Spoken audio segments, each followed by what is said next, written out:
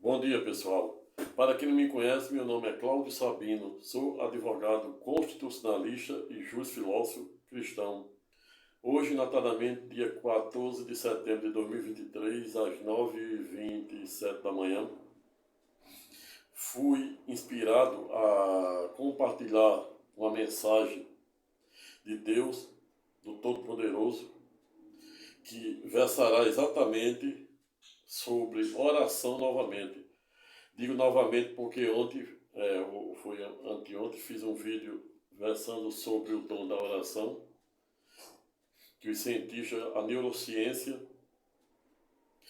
comprovara os benefícios da oração, das pessoas que oram, o rezo, e a diferença entre oração para reza é exatamente que é mais comum ouvir a palavra rezar nos seguidores ou adeptos da Igreja Católica Apostólica Romana, e quando estamos diante dos protestantes é mais comum a gente ouvir o verbo orar, não obstante terem o mesmo sentido.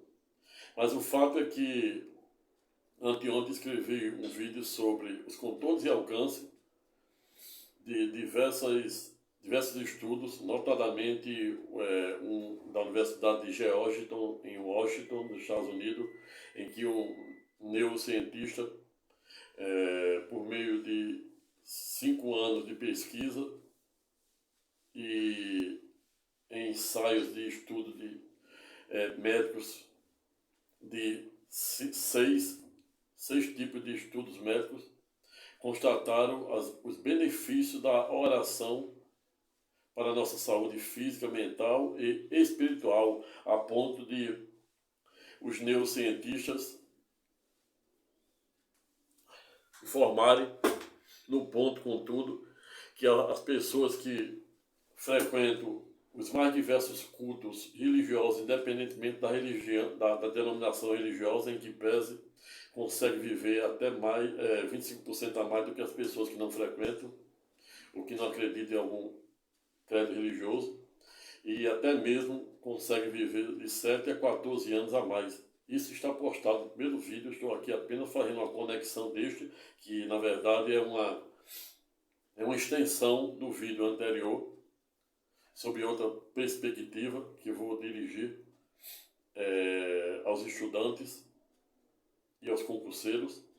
E esta fora exatamente a razão pela qual criei o presente título de hoje, abre aspas, porque a oração é importante para os estudantes e os concurseiros, fecha aspas. Eis a questão, como dizia o grande dramaturgo, e por que não dizer um dos maiores poetas de todos os tempos, William Shakespeare, para quem certa feita dissera: existindo-lhe mais coisa entre o céu e a terra do que a nossa vã filosofia imagina.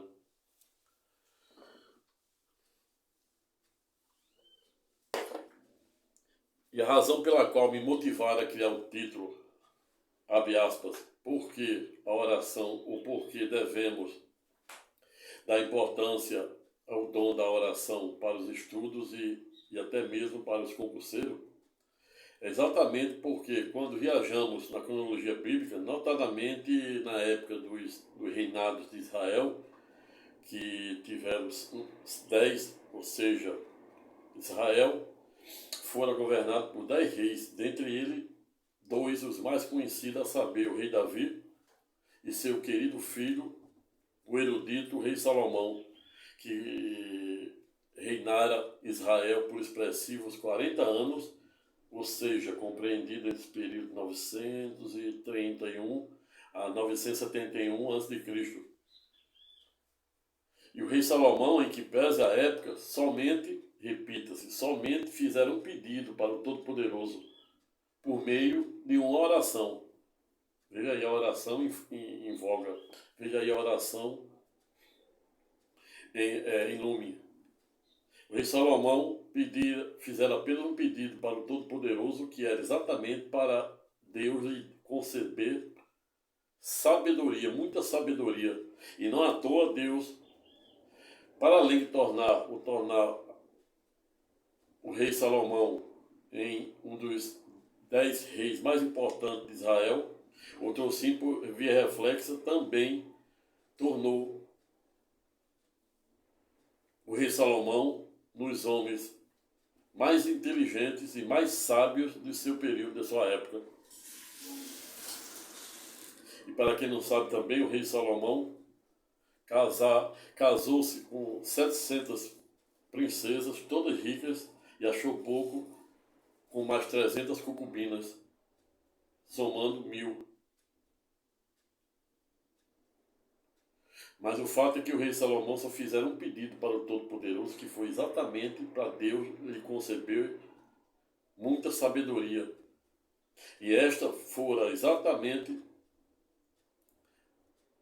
a razão pela qual o rei Salomão, para além de se tornar em um dos 10 maiores reis de Israel, não à toa ele reinara por expressivo 40 anos, como já havia dito a Luz, ou seja, do período de idos de 931 a 971 a.C. Mas o rei Salomão,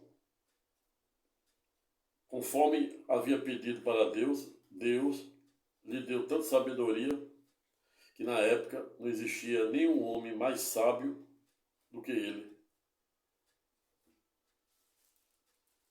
O rei Salomão, em que pese,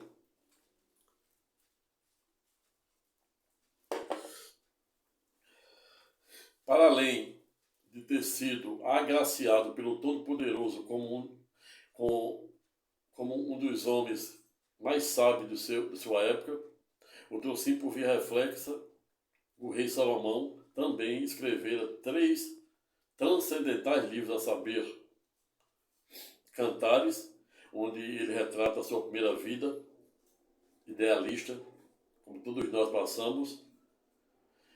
É um verdadeiro livro poético e literário que retrata a primeira fase da vida do rei Salomão. Escreveu o segundo, que é um provérbio, e outros chamam o livro de sabedoria. Veja aí a sabedoria presente. E neste livro de provérbios, ou sabedoria, o rei Salomão retrata a sua segunda fase da vida,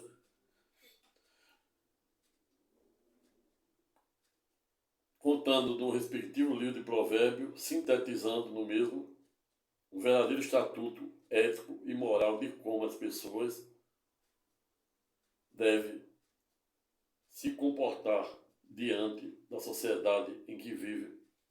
Mas o rei Salomão chega à sua terceira fase da vida e escreve o terceiro livro, a saber, Eclesiastes, a ponto de dizer que tudo é ilusão e tudo passa, e o que lhe consolara era a ímpar e liminar certeza de saber que poderia contar doravante com o Todo-Poderoso. Ou seja, o que diferencia os protagonistas e pais do ateísmo, bem como Nietzsche, Freud, Marx, Schopenhauer, que são considerados os pais e protagonistas do ateísmo, e alguns deles também parte integrante do idealismo alemão, como Schopenhauer, Marx, Schopenhauer e Nietzsche. Mas o fato é que todos esses protagonistas, o pai do ateísmo, tudo que eles fizeram na sua primeira e segunda fase, em que pese o rei Salomão também fizera. E o que diferencia o rei Salomão desses eruditos, pai do ateísmo, a saber, Nietzsche, Freud, Marx e Schopenhauer, é exatamente a terceira fase. Pois quando o rei Salomão chega na terceira fase, ele pode contar com o Todo-Poderoso. Ao revés, aqueles que se declaram em tese ateu vão chegar à terceira fase da vida também, e ao revés não vão poder ter o mesmo conforto e a garantia que o rei Salomão tivera em dizer que tudo é ilusão, que tudo passa, mas ele estava confortado em saber que poderia contar com o todo-poderoso Senhor dos Exércitos. É exatamente isso que faz a diferença entre um ateu para a primeira, segunda e terceira fase do rei Salomão. Depois do rei Salomão, tivemos outro grande protagonista, a saber, Martinho, a saber, São Tomás de Aquino, que por meio de sua dualística veio refutar o movimento monista de Santo Agostinho, que à época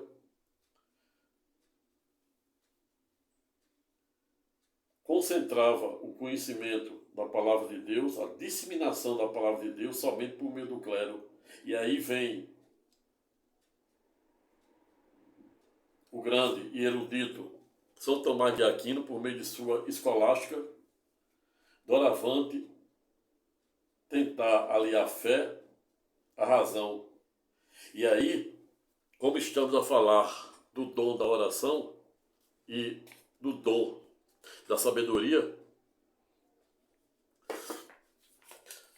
trago a lume do presente debate, do presente estudo, uma fantástica e erudita, e por que não dizer, transcendental oração de autoria do grande São Tomás de Aquino, que é considerado o pai da escolástica. Quando eu digo que São Tomás de Aquino, eu não, a ciência, a teologia cristã, a filosofia, coloca ele como pai da escolástica exatamente porque, enquanto Santo Agostinho somente via a palavra de Deus e disseminara à época a palavra de Deus sob a perspectiva do clero da igreja, o trouxe em ruptura ao sistema monista de Santo Agostinho, entre a figura de São Tomás de Aquino, por meio da sua escolástica, para doravante tentar aliar fé à razão, no sentido de dizer que a palavra de Deus, a partir daquele momento, não somente seria ensinada pela igreja, mas também pelos mestres. E aí cria-se escolásticas. E aí, o que mais me chama a atenção e que é importante para o presente estudo de hoje é uma transcendental e erudita oração da Lavra de São Tomás de Aquino, na qual irei fazer o recital da mesma, ler a mesma, de forma literal. Abre aspas. Criador inefável, vós que sois a fonte verdadeira da luz e da ciência, derramai sobre as trevas da minha inteligência um raio da vossa claridade. Dai-me inteligência para compreender, memória para reter, facilidade para aprender, sutileza para interpretar e graça abundante para falar. Meu Deus, semeai em mim a semente da vossa bondade, fazei-me pobre sem ser miserável, humilde sem fingimento, alegre-me sem superficialidade, sincero sem hipocrisia, que faça o bem sem presunção, que corrija o próximo sem arrogância, que admita a sua correção sem soberba, que a minha palavra e a minha vida sejam coerentes. Conhecei-me, verdade das verdades, concedei-me, verdade das verdades, inteligência para conhecer-vos, diligência para vos procurar, sabedoria para vos encontrar, uma boa conduta para vos agradar, confiança para esperar em vós, constância para fazer a vossa vontade. Orientai, meu Deus, a minha vida. Concedei-me saber o que me pedes.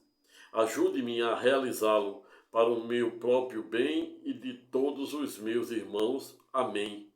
Vejo que transcendental e erudita oração da Lavra, do grande pai da escolástica, a saber, São Tomás de Aquino, no qual ele se dirige ao Todo-Poderoso para pedir exatamente iluminação e sabedoria, assim como repetindo o que o rei Salomão havia feito, quando se dirigira por meio de uma oração pedindo ao Todo-Poderoso que lhe desse sabedoria, e Deus tornou o rei Salomão, um dos homens mais sábios da sua época. Veio, portanto, o dom da oração em busca do saber. E aí, quando a gente vai para a Bíblia, quando recorremos a João 8,32, ele é pedagógico, em sede da nova e eterna aliança, quando diz: buscais a verdade, e a verdade vos libertará. Versículo este que era muito recitado pelo ex-presidente da República, a saber, o mito, muitos que conhecem como mito, a saber, Sua Excelência Jair Messias Bolsonaro.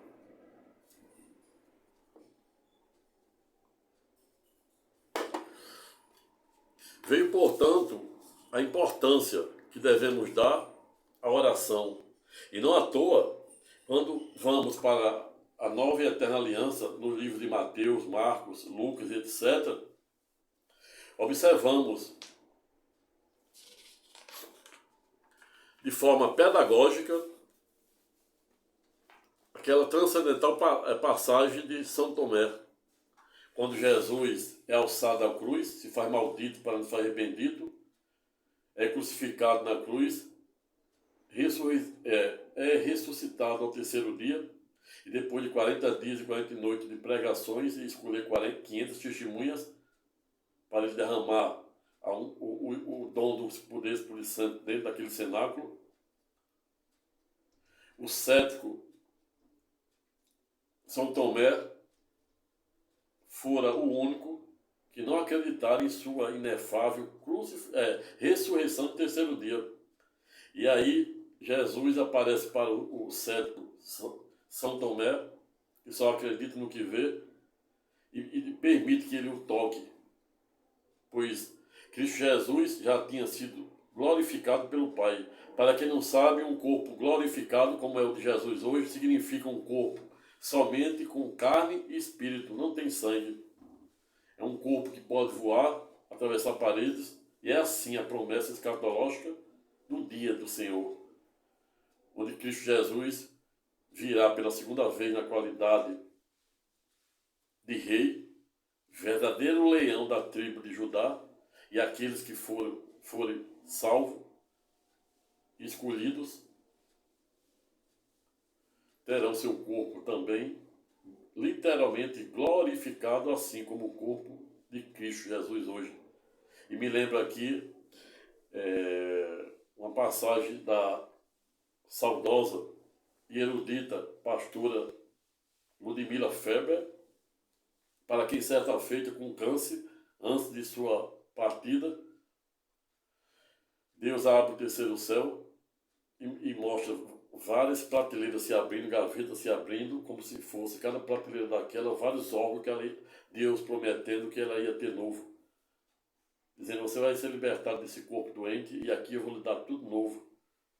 Exatamente um corpo glorificado, que não sente dor, que atravessa paredes, que voa, etc. Mas o cético São Tomé só acreditava depois que Jesus deixara que ele tocasse nele. E aí Jesus, em ato contínuo, diz: você crê porque viu, mas bendito é aquele que crê sem ver. Ou seja, para os céticos, assim como São Tomé, que só acredita no que vê, assim como a ciência, a própria ciência vem revelando o dom da oração, a ponto de provar que as pessoas que participam regularmente de culto religioso, independentemente de sua denominação, independentemente se é cristão, judeu, islâmico, independentemente se é um budista, baseado na teoria de Zen, se é um Hare Krishna, até porque eles meditam e é como se fosse a oração, consegue viver 25% a mais dos que não fazem, consegue viver entre 7 e 14 anos a mais, tem a taxa de imunidade altíssima, tem não é cometido com infartos, e tem, por exemplo, uma saúde de forma sintética, uma saúde física, mental e espiritual melhor do que aqueles que não são praticantes. E aí me vem à mente, como eu disse no vídeo anterior, que certa feita, um dos grandes protagonistas do ateísmo, a saber, Marx, disse que as religiões é o ópio, é como se fosse o ópio do povo. E Nietzsche, certa feita, não olvidara também dizer, considerar como lilista, e para quem não sabe, lilista é todas aquelas pessoas que vivem desprovidas de valores éticos e morais, vivendo o seu materialismo com aquela sede de ter, com o tédio de não poder possuir. E aí Nietzsche, não obstante o conceito literal de lilismo, de uma pessoa lilista ser uma pessoa que vive sob a perspectiva da teologia arminiana, ou seja, naquela incessante sede de ter com o tédio de não poder possuir, como defendia Schopenhauer, Nietzsche disse também considerar como lilista as pessoas que seguem as mais diversas denominações religiosas, pois eles acabam se esvaziando em si mesmos e vivendo uma vida que não lhes pertence. E sob essa perspectiva, em tese, Nietzsche teria razão quando observamos Mateus, onde Jesus disse que não seria seu seguidor aquele que não tivesse disposto a sofrer, quiçá até mesmo morrer pela sua causa. Vejo aquela passagem em que ele intercepta o grande Saulo de Tarso, que ele transformou em Paulo de Tarso, que seria aquele homem que iria escrever mais de 50% do Novo Testamento, com base na nova e eterna aliança, por meio das 13 epístolas de Romano a Filemon. E na ocasião em que Paulo de Tarso, antigo Saulo de Tarso, ia armado até os dentes para perseguir, prender, quiçá até mesmo matar os discípulos de Jesus que se encontravam na Síria pregando, Cristo Jesus aparece em tocha, joga uma tocha de fogo em Saulo, no caminho de Damasco, na Síria, deixa-o cego por 3 dias, em ato contínuo aparece em sonho para Ananias e diz: Ananias, estou mandando um homem aí para você recebê-lo, alimentá-lo, batizá-lo, pois doravante ele será o meu pregador. E Ananias diz: como é o nome dele, Senhor? O nome dele é Saulo de Tarso. É o que, Senhor? É Saulo de Tarso. Ananias, sem entender, diz, retruca para o Todo-Poderoso: esse homem, nosso maior algoz, em que pese estava vindo armado até os dentes para nos perseguir, prender, quiçá até mesmo matar, e Cristo Jesus, no alto de sua infinita grandeza, na qualidade de alfa e ômega, do Logos, diz: não vos preocupeis, Ananias. Estou usando aqui uma licença poética. Pois escolhi Saulo para ensiná-lo a sofrer pela minha causa. E desde a primeira pregação até o último suspiro de Saulo, quando o mesmo fora ipsilício, ou seja, literalmente decapitado, Saulo teve a sua vida tentada de morte. Veja, portanto, que não é fácil ser um cristão. Não é tarefa fácil. Então, sob essa perspectiva, Nietzsche, quando diz, considera todos os seguidores de religiões como lilistas, em tese, sob essa perspectiva, ele tem razão. E, por via reflexa, os ateus acabam, direto ou indiretamente, consciente ou inconscientemente, confirmando e referendando a existência do Todo-Poderoso. Quando observamos um estudo norte-americano, onde os cientistas pegaram o acelerador de partículas e começaram a fazer manipulação de átomos, que até então era a menor partícula considerada pela física e pela astrofísica e pela física quântica, notadamente, como a menor partícula do universo, os cientistas ficaram ipsilício impressionados quando descobriram existir outro elemento químico menor do que o átomo, a saber, os neutrinos. Pasmem-se, pois não pararam por aí. Os cientistas, na ocasião, ficaram ainda mais impressionados quando eles começaram a manipular átomo A, B, E descobriram que os átomos C, D, E, F, etc., reagiam como se manipulado estivesse, ato contínuo, comprovando existir uma força motriz inteligente, viva, veloz, que os cientistas não sabem explicar. Nem Freud consegue explicar.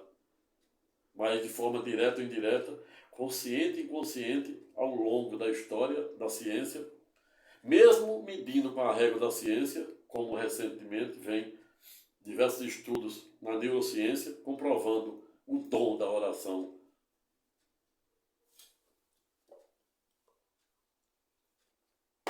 Vejo, portanto, que não vem sendo tarefa fácil delimitar os verdadeiros contornos e alcance dos inefáveis mistérios que norteiam a existência, o nome, a palavra e as escatológicas promessas do Todo-Poderoso. Não à toa, céu e terra passarão, mas as escatológicas palavras e promessas do Todo-Poderoso não hão de passar.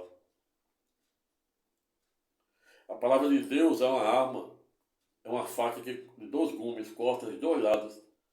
Ninguém pensa que a palavra de Deus, ou seja, isso aqui, ela só corta de um lado.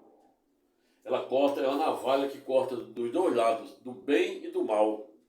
E não à toa, a mesma arma, o mesmo poder, o mesmo conhecimento que liberta, cura e salva, ao revés, se não bem utilizado em prol do interesse e do bem comum, ao revés, esta mesma arma, este mesmo poder, este mesmo conhecimento, poderá ter o condão de aprisionar, destruir e até mesmo matar. Vejo, portanto, que ao longo da cronologia bíblica não vem sendo tarefa fácil delimitar os verdadeiros contornos e alcance dos inefáveis mistérios do Todo-Poderoso. Notadamente, quando se mede com a régua da ciência e pensa-se com a mente humana. Vejo, portanto, que ao longo da cronologia bíblica não vem sendo tarefa fácil delimitarmos os verdadeiros contornos e alcance dos inefáveis mistérios do Todo-Poderoso, do Senhor dos Exércitos, de anjos celestiais. Deus não somente conta as estrelas, como ele dá nome e adjetivo a cada uma. Recentemente, a NASA, não propriamente a NASA, mas os cientistas japoneses, vêm divulgando a descoberta de um planeta oculto no sistema solar. Um planeta oculto com dimensões 2 vezes da Terra, e talvez com as mesmas condições de vida. Será que ele estava oculto à toa?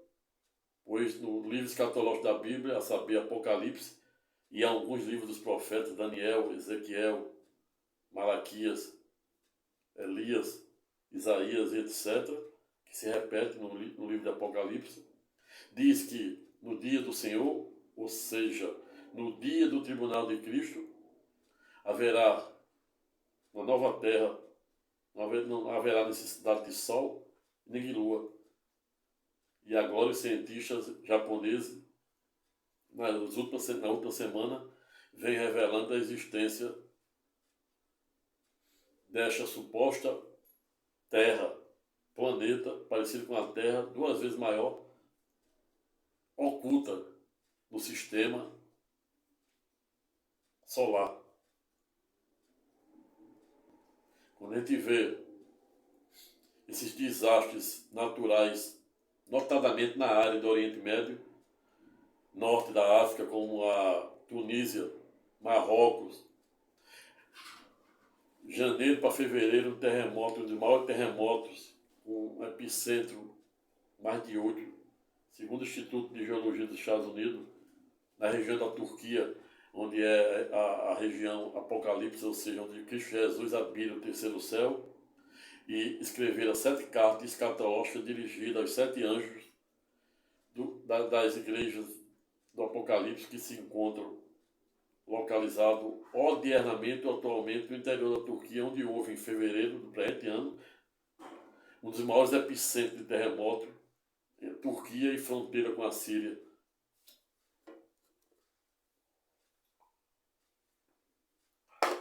Veio, portanto, que não vem sendo tarefa fácil delimitarmos os verdadeiros contornos e alcance dos inefáveis mistérios do Todo-Poderoso.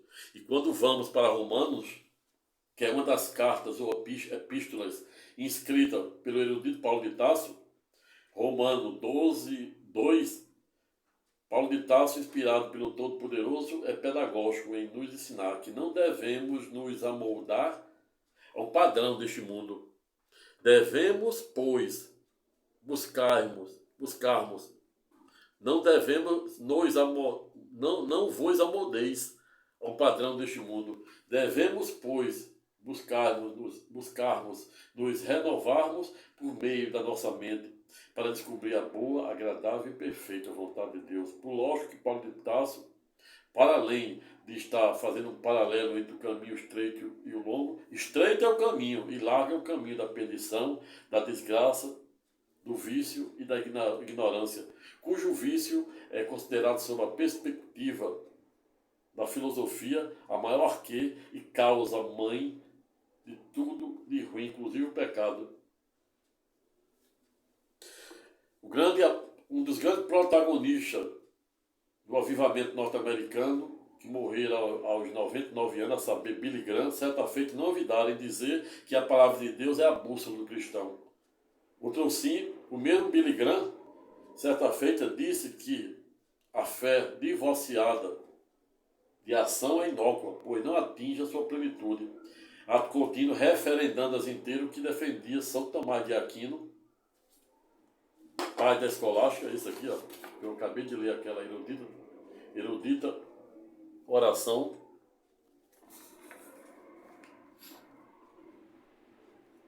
Para quem a época, por meio de sua dualística, veio tentar refutar o movimento monista de Santo Agostinho, no sentido de aliar a fé à razão. Em isso, em 1517, o monge alemão, a saber, Martinho Lutero, um dos grandes protagonistas da reforma protestante, e aí um adendo, não obstante a terminologia reforma protestante, mas não há que se falar de reforma protestante. A reforma, ali na verdade, as 95 teses de Martinho Lutero era um protesto à cúria romana, à Igreja Católica, de como a cúria romana de idos de 1517 estava deformando a palavra de Deus, a ponto de dizer que a palavra de Deus não deveria ser associada à filosofia e outras coisas, não devia ser associado no seu sentido literal. E muitos protestantes, não Demétrio ao mesmo, até hoje aplicam este pensamento no sentido de não querer nem pensar em filosofia, não querer pensar em hermenêutica, exegeses, linguagem hebraica e etc., pois diz que a palavra de Deus vale por si só. É claro que o último livro da Bíblia, a saber, Apocalipse, na sua última página diz: há daquele que modificar uma vírgula do que está escrito na palavra. Mas quando o intérprete usa da filosofia, usa da técnica da hermenêutica, teológica, jurídica e filosófica, ele não está alterando a vírgula. Existem muitas imprecisões de caráter eminentemente literário na Bíblia. A Bíblia não era para começar pelo livro de Mateus. Não é Mateus que conta a história de Jesus. Mas existem muitas imprecisões. No Antigo Testamento, Deus dá a ordem para matar, para se vingar. No Novo, com base na nova e eterna aliança, ele diz: se alguém bater de um lado da face, vira a outra para ele bater. Se alguém levar sua túnica, dê o resto da túnica. Ele diz para Pedro Simão perdoar 7 vezes 70, ou seja, 490 vezes. E não há como entendermos os contornos e alcance dos inefáveis mistérios de Deus dividindo o joio do trigo. as técnicas de hermenêutica da filosofia, com base na maiêutica socrática, nos ajuda a compreender essas imprecisões literárias do Antigo Testamento ao Novo. Há muitos pregadores, até exímios teólogos, filósofos, que defendem a tese pela qual não se deve misturar o Antigo com o Novo, e o Novo revogou o Antigo. Isso não é verdade. Se fosse, não teria sentido o período da transfiguração de Cristo Jesus, onde ele chama seus 12 discípulos, em determinado momento, diz: "Nove aí, só 3 me seguem", que é Tiago, João e Pedro Simão, para aquele momento triunfal e divino, portanto, da transfiguração de Cristo Jesus. De um lado, do meio, Cristo Jesus flutuando e ficando iluminado. Do outro aparece Moisés e do outro Elias. Elias representando os profetas. 3 anos e meio que Deus deu poder para ele fechar e abrir os céus para chover e não chover. E Moisés representando o êxodo e a lei. E Jesus no meio, unindo o novo com o velho. Então não há como dividir o joio do trigo. Mas quando viajamos para Mateus capítulo 6 a 13, Cristo Jesus é ipsilis pedagógico quando fala da caridade e do dom da oração.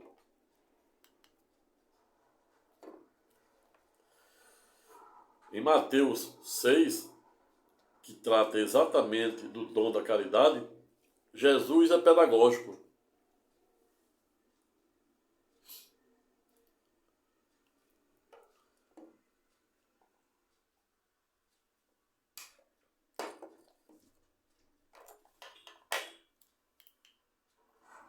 Jesus é ipsilis, ou seja, pedagógico, quando em Mateus 6, assim assevera: "Tenho o cuidado de não praticar suas obras de justiça diante dos outros para serem vistos por eles. Se fizerem isso, vocês não terão nenhuma recompensa do Pai Celestial." Ou seja, Cristo Jesus, por meio de Mateus, está exatamente dizendo que não devemos orar como os fariseus, em pé e gritando, e sim silentemente, no escuro, em nosso quarto, mano a mano com o Todo-Poderoso. Mateus 6, 2, ele continua: "Portanto, quando você der uma esmola, não anuncie isso com trombetas, como fazem os hipócritas nas sinagogas e nas ruas, a fim de serem honrados pelos outros. Eu garanto que eles já receberam sua plena recompensa." Ou seja, Jesus está dizendo que quando doarmos algo para alguém, não devemos comunicar e ficar passando em rosto. Em Mateus 6, 3, ele diz: "Mas quando você der esmola, que a sua mão esquerda não saiba o que está fazendo a direita." Ou seja, ele diz também, quando doarmos algo para alguém, que a nossa mão esquerda, que é a mão onde a gente recebe tudo de graça de Deus, e por via reflexa, a mão direita é a que a gente deve doar. Se recebendo tudo aquilo que recebemos de graça do Todo-Poderoso, devemos também, da mesma feita, doar com a nossa mão direita. Então Jesus está dizendo que quando doarmos ou dermos alguma esmola, não devemos, por exemplo, você vá para... e quando orarem, não fique sempre repetindo a mesma coisa, como fazem os pagãos.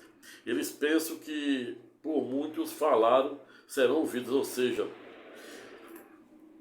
Jesus nos ensina que devemos orar de forma silenciosa, no escuro, sem chamar atenção. E aqui, mas quando você orar, vá para o seu quarto, feche a porta e ore a seu pai, que está em secreto. Então seu pai, que vê em secreto, o recompensará. E quando orare, não fique sempre repetindo a mesma coisa, ou seja, diz que não devemos repetir a mesma coisa, pois ele é onisciente, onipresente e onipotente. Como fazem os pagões. Só os pagões se preocupam com comer, beber e vestir. Eles pensam que, por muitos falarem, serão ouvidos. Não. Jesus está dizendo que mais vale, como dizia um padre italiano, salvo engano, Quieto, que as palavras são como as moedas, onde muitas às vezes valem poucas, como a moeda da Argentina, e outras hipóteses, poucas valem muito, como é o euro, o dólar.